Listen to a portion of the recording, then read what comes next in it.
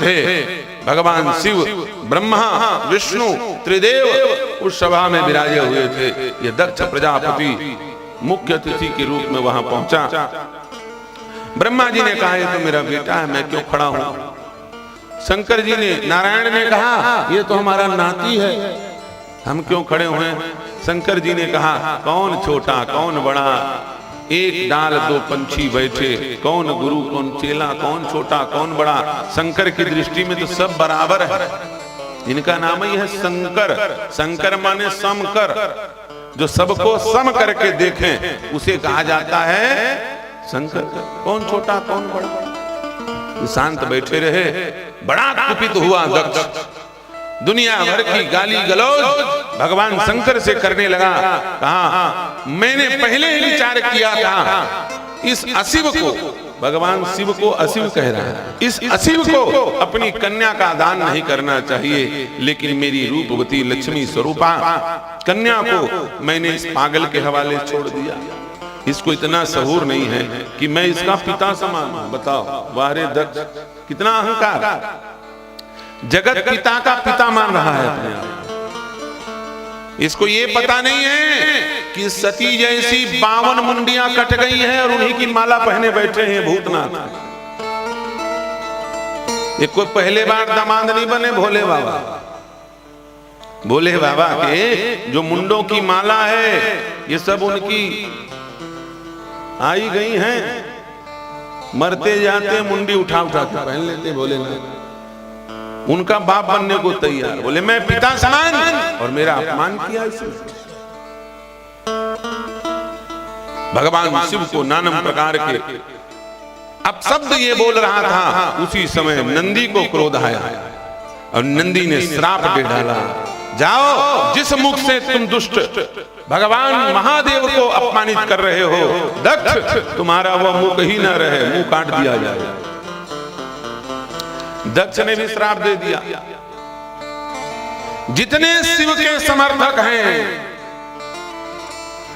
सब अपवित्र स्थिति में रहेंगे, उटपुटान काम करेंगे, गांजा पिएंगे, भभूति लगाएंगे, मुर्दे का राख, कपाल क्रिया करेंगे, कपाली रहेंगे, खटर पटर करने वाले होंगे। ये दक्ष ने श्राप दे दिया। दोनों में श्रापा श्रापी होने लगा। ब्रह्मा विष्णु ने कहा लड़ाई झगड़ा हो रहा है भैया, ऐसे जगह में नहीं रहना चाहिए, चलो चले। सभा विसर्जित हो गई। सब लोग उस बात को भूल गए, लेकिन दक्ष उस बात को नहीं भूला। भगवान शिव से प्रतिशोध करने के लिए कनखल हरिद्वार गंगा तट पर एक विराट यज्ञ आयोजित किया, जिसमें सबको निमंत्रित किया गया, लेकिन शंकर जी को नहीं बुलाया। सारे देवता दक्ष के यज्ञ में जा रहे थे। उसी समय माता सती ने आकाश में जाने वाले, गमन करने वाले देवताओं को देखा और भगवान शिव से पूछा, सती बिलोके व्योम विमाना, सती बिलोके व्योम विमाना, सती बिलोके व्योम विमाना, सती बिलोके व्योम विमाना, जात चले सुंदर विदिना, जात चले सुंदर विदिना, सती बिलोके व्योम विमाना। आकाश के विमानों को सती ने देखा, शिव जी से बात पूछी, बताया तुम्हारे पिता मेरे प्रतिशोध से, मेरे प्रति रोष की अग्नि में प्रतिशोध लेने के लिए यह यज्ञ करा रहे हैं। सती हमको निमंत्रण नहीं दिया गया है, सबको आमंत्रित किया। सती ने कहा आपके कारण मुझे भी निमंत्रण नहीं मिला और आप लड़ाई झगड़ा करो। इतने सीधे साधे भोलेनाथ को डांटने लगी सती जी। शंकर जी ने कहा बोले मेरी कोई गलती नहीं, गलती तुम्हारे पिता की, मैं तो शांति से बैठा था। कोई बात नहीं, चलो घर की बात है। शंकर जी ने कहा घर की बात नहीं है, बैर की बात है। जहां बैर हो वहां तो बात को नोटिस करना चाहिए। हमारे मन में कोई शत्रुता का भाव नहीं, घर की बात है। लेकिन दक्ष के लिए तो बैर की बात है, वो तो दुश्मनी माने बैठा है ना। कोई बात नहीं, आप न जाओ, आपसे दुश्मनी है, मैं तो बेटी हूं, मुझसे थोड़ी दुश्मनी है। शंकर जी ने कहा मेरे कारण वो तुमसे भी दुश्मनी माने, इसलिए जाना उचित नहीं है। हट करके सती ने पिता के यज्ञ में जाने का निश्चय कर लिया।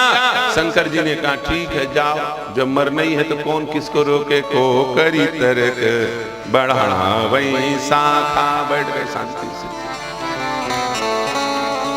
मुंह फेर के शंकर जी बैठ गए। सती जाने लगी, बड़े तेज गति से पैर के पायल छम छम बज रहे हैं,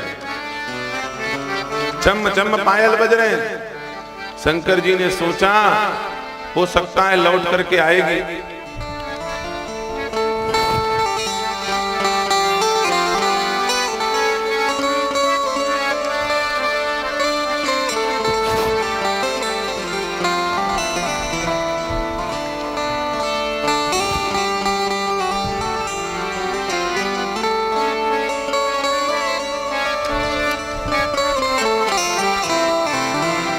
श्री वृंदावन बिहारी लाल की। लेकिन बड़े तेज गति से सती चली जा रही।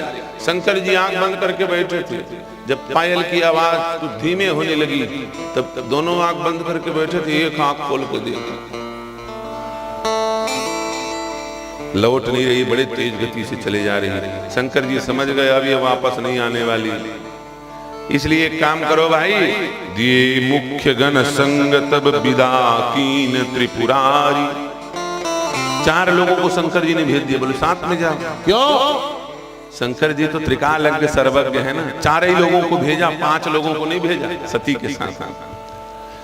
शंकर जी समझ गए जो पति की बात न माने और जगतपति की बात न माने, वो जाएगी तो 2 पैरों से, लेकिन लौटेगी 8 पैरों से।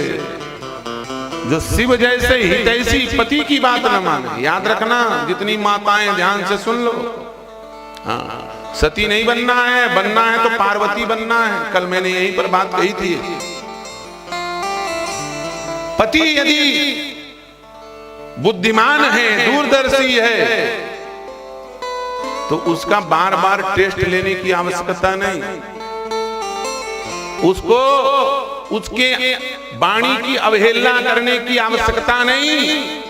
यदि योग्य बुद्धिमान सदाचार सद्विचार संपन्न सज्जन पति आपको मिला है तो उसके बातों पर संशय नहीं करना चाहिए। भगवान शिव जैसा जिसका पति हो, उस सती को शिव जी के ऊपर विश्वास नहीं, शिव जी की बात नहीं मान रही, शिव जी की आज्ञा की अवहेलना कर रही। भगवान शंकर समझ गए ये जा तो रही अकेले, लेकिन उधर से 4 लोग उठा के लाएंगे, इसलिए 4 आदमी अर्थी उठाने के लिए साथ ही भेज दिए। 4 आदमी गई, वहां पहुंची, बड़ी प्रसन्न होकर के पहुंची। मन में आशा थी कि मुझे देख करके पिताजी खुश होंगे, लेकिन पिता ने मुंह फेर लिया। बहनों ने उलाहना देना शुरू कर दिया, बोले देखो बिना निमंत्रण के मुंह उठाए चली आई। सादर भले ही मिली एक माता, भगनी मिली बहुत मुस्कान। बड़ी दुखी हुई सती, क्या बात है, कोई मेरा सम्मान नहीं कर रहा है, जरूर दाल में कुछ काला है। जाकर के जब यज्ञ मंडप को देखा तो यज्ञ मंडप के अंदर सारे देवता विराजमान हैं, लेकिन कतहु न दीख शंभु कर भागा। भगवान शंकर का भाग नहीं है। समझ गई महादेव सर्वज्ञ हैं, वो जानते थे मैंने उनकी वाणी की अवहेलना की, उनके आदेश का अनुपालन नहीं किया, इसलिए मैं अपमान की भाजन हुई हूं। मेरा अपमान हो कोई दिक्कत नहीं, लेकिन शिव का अपमान मेरे कारण ये मुझे स्वीकार नहीं। क्या करें? मन में तो ये इच्छा हुई कि पूरे यज्ञ मंडप में जितने देवता बैठे हैं, जितने ब्राह्मण बैठे हैं, दक्ष के जितने नाते रिश्तेदार बैठे हैं, चंडी बन करके सबको भस्म कर डालूं। लेकिन सती जी ने विचार किया केवल मेरा अपमान नहीं हुआ है, मेरे पति का भी अपमान हुआ है। अभी तक मैंने अपने मन का किया, इसलिए हर जगह फंसती चली गई। अब दंड अपने मन से नहीं दूंगी, अपराध भले अपने मन से कर डाली, दंड देने का काम भगवान शंकर का, वो मुझसे ज्यादा उचित अनुचित का विचार करके दंड देंगे। इसलिए मैं सबको दंड नहीं दूंगी, अपने आप को दंड दूंगी। अस कही जोग अगणितन जारा, भयों सकल मखहाकार। कई लोग कहते हैं कि सती उस यज्ञ कुंड में कूद गई, तो यज्ञ कुंड में कूद गई तो फिर विष्णु जी ने 52 बार सुदर्शन चक्र से कौन से अंग को काटा जब यज्ञ कुंड में कूद गई? भैया यज्ञ कुंड में कूदी कहीं पर लिखा ही नहीं है। अस कही जोग यज्ञनितन जारा, योगाग्नि से, यज्ञाग्नि से नहीं, योगाग्नि से सती ने अपने प्राण का उत्सर्जन किया। शरीर जस का तस है। भगवान शंकर को पता चला, वीरभद्र को बुलाया गया है और वीरभद्र ने जाकर के सारे ब्राह्मणों को, देवताओं को यथोचित दंड दे करके आखिरी में मुख्य यजमान दक्ष प्रजापति का मस्तक उखाड़ करके उस यज्ञ कुंड में डाल दिया। ओम पूर्णमदः पूर्णमिदं पूर्णात् पूर्णमुदच्यते। अब उसी के खून को वसुधारा कर दिया, उसके मस्तक से पूर्णाहुति और दक्ष के रक्त को ही वसुधारा के रूप में जय सिया पूर्णाहुति करके कार्यक्रम समाप्त कर दिया। हाहाकार मच गया। भगवान शंकर प्रलयंकर है।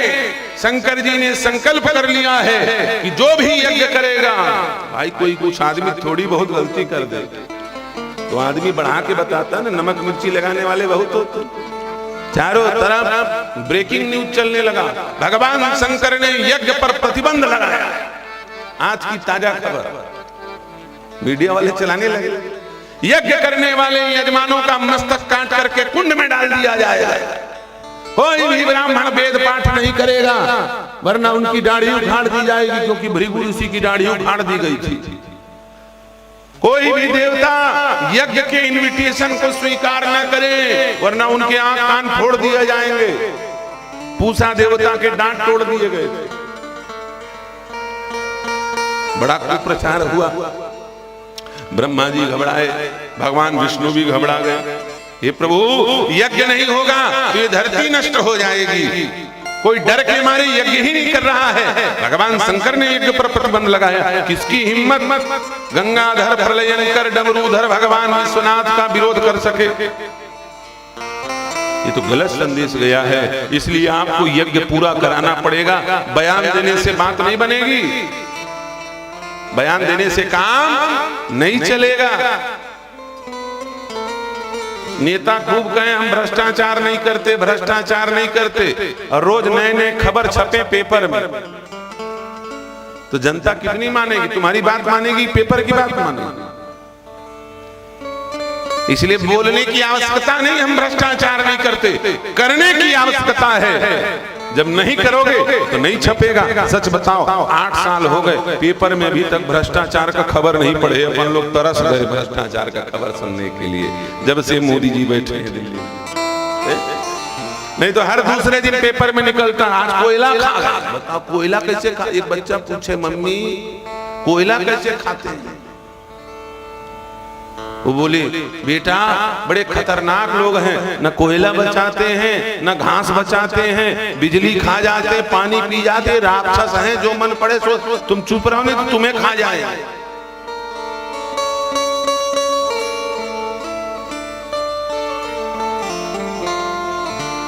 कई जगह ऐसी होती है जहां पर कथनी की आवश्यकता नहीं है, वहां पर करने की आवश्यकता है। कई लोग कहते हैं नाम बोलता है। प्यारे, नाम नहीं बोलता है, जब बोलता है तो काम बोलता है। क्या बोलता है? काम। नाम नहीं बोलता। नाम वाले तो घुमाते रह गए 60 साल से भारत देश को। नाम वाले घुमाते रह गए 60 साल से, लेकिन काम वाले जैसे ही आए 370 फाड़ के फेंक दिया। कश्मीर के लिए नेशनल हाईवे खुल गया। आज लाल चौक में तिरंगा लहरा रहा है। काम बोलता है, नाम नहीं बोलता। जब बोलता है तो काम बोलता, नाम नहीं। हमको नामदार नहीं, हमको कामदार बनना है। क्या बनना है? कामदार। और कामदारों के पीछे ही लगे रहना है, जो काम करे। नाम वालों के पीछे भाग के क्या करे? कोई लाभ नहीं। इसलिए अब विंध्य क्षेत्र के लोग मन में संकल्प कर लिए हैं, क्या अब नामदारों के पीछे नहीं भागेंगे, अब तो कामदारों के पीछे चलेंगे। जो हमारी मातृभूमि, जो हमारी विंध्य भूमि का पुनर्गठन करा करके विंध्य का नाम भारत के राज्यों में दर्ज कराएगा, अब हम उसके पीछे चलेंगे। जो विंध्य को गौरव प्रदान करेगा उसके पीछे हम चलेंगे, नाम के पीछे नहीं, काम के पीछे चलेंगे। ब्रह्मा जी गए, बोले काम करिए, बात से नहीं बनेगा। शंकर जी ने कहा क्या काम करें? बोले वो यज्ञ जो विध्वंस कराया उसको पूरा करो। पहुंचे शंकर जी, पूरा यज्ञ मंडप तहस नहस। भृगु की दाढ़ी उखड़ी थी, भृगु रो रहे थे, महाराज पूरी दाढ़ी निकाल के धर दी, एक बात नहीं, एक बाल नहीं बचे, जैन मुनियों जैसे लुंचन कर दिया। शंकर जी ने कहा चलो ठीक है, किनारे किनारे के दे देता हूं, बीच वाली नहीं दूंगा। 50% डिस्काउंट मुआवजा दिया सबको शंकर जी ने। आधी दाढ़ी, जो अच्छे ब्राह्मण होंगे उनकी बीच की दाढ़ी कम होती है, बकरे जैसी होती दाढ़ी उस भृगुवंशी ब्राह्मणों का। लेकिन जिन देवताओं के पूरे दांत टूट गए थे उनको अगल बगल वाला दिया, बीच वाला बिल्कुल क्लियर होल खाली रखा दिखाने के लिए। सेंटर वाला दांत पहले दिखता नहीं, ये दिखना चाहिए कि पनिशमेंट पाया हुआ आदमी। जेल से जब कोई आदमी छूटता है तो हाथ में ठप्पा लगा देते हैं, पता लगे लोगों को कि जेल से छूटा है। जिस देवता के 2 आंख फूटे थे उसको 1 आंख दे दिया। आखिरी में पहुंचे ससुर जी के पास, मस्तक कटा हुआ भस्म हो गया, खोजो भाई खोपड़ी किधर है? बोले कुछ नहीं है, राख है, लाओ राख को। शंकर जी बड़े खुश हुए, हमारे ससुर की खोपड़ी है, लाओ जरा इसको शरीर पे लगाए। पूरे के पूरे राख को शरीर पे लगा दिया। बोले ये करने के लिए थोड़ी आए हैं, इनका मस्तक लगाइए। कहाँ है मस्तक? शंकर जी ने कहा कोई मस्तक नहीं, एक काम करो बकरे का मस्तक ले आओ, अब मैं मृत संजीवनी विद्या का स्पर्श करा देता हूं। बकरा का मस्तक काट करके जैसे ही दक्ष के धड़ में लगाया गया, भगवान शंकर ने दिव्य मृत संजीवनी विद्या का प्रवाह किया और दक्ष के शरीर में प्राण का संचार हुआ।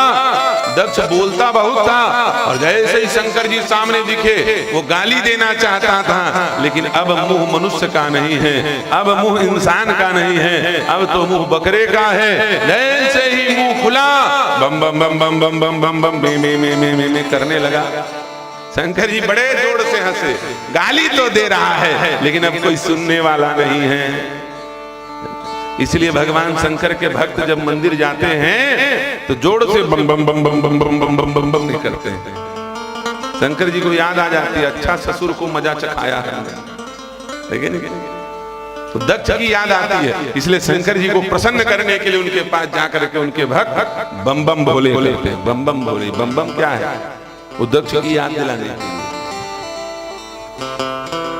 यज्ञ परिपूर्ण हुआ और